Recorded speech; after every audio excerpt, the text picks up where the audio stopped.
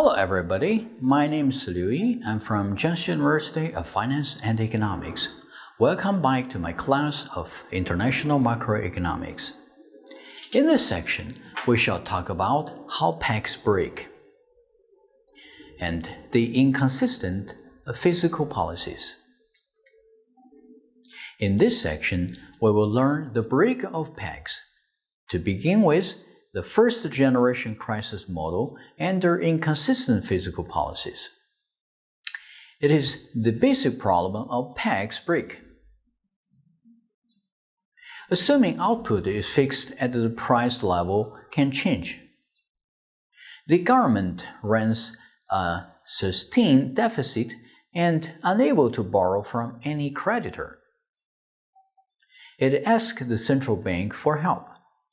In such situation, economists call it as fiscal dominance, because the monetary authorities completely rely on the central bank. As the persistent deficit, or DEF, run by the government, the domestic credit B increases by an amount of delta B.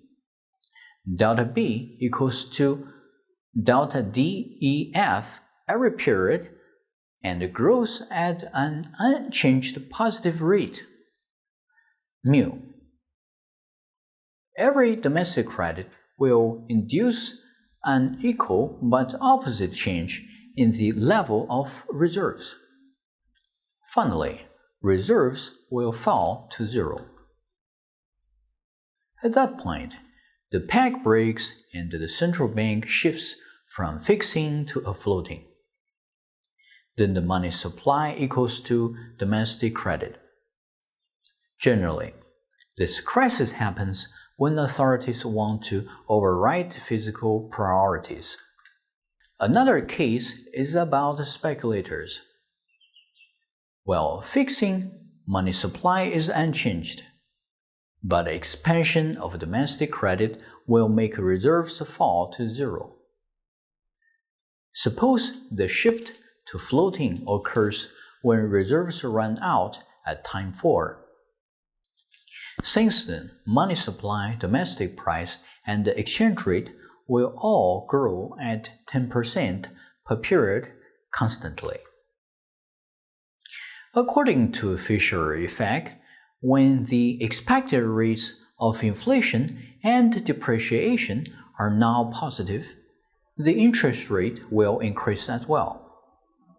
Thus, the interest rate must jump up at period 4 by 10% point.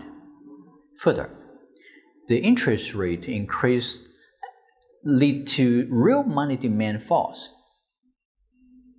This will occur immediately at time 4, since the money supply can adjust immediately, so the jump in money demand will lead to a jump in prices.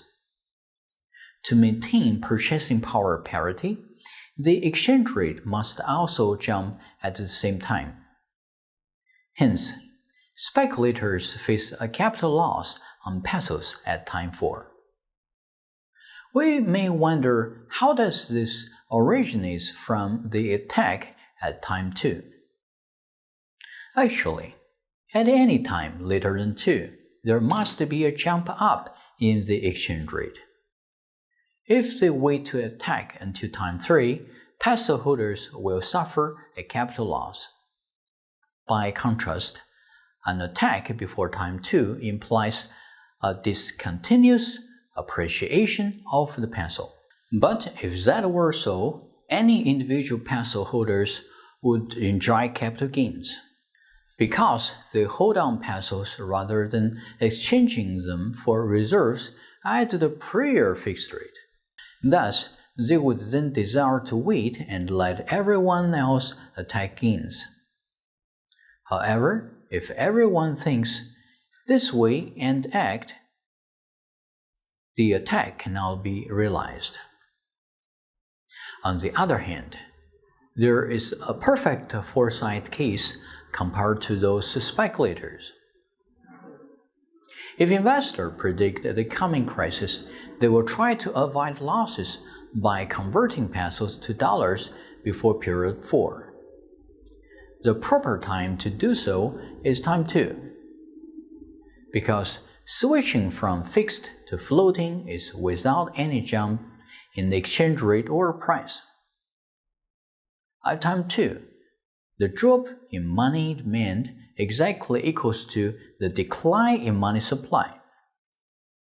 Finally, money market equilibrium is maintained without the price is changed. Through the speculative attack model, we learn an important conclusion. Sometimes, a central bank may have large sum of reserves on hand.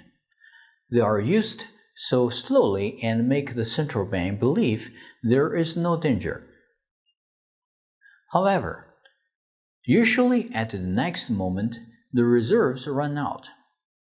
Therefore, this model can explain why fixed exchange rates sometimes experience an unexpected sudden clasp rather than a gradual break.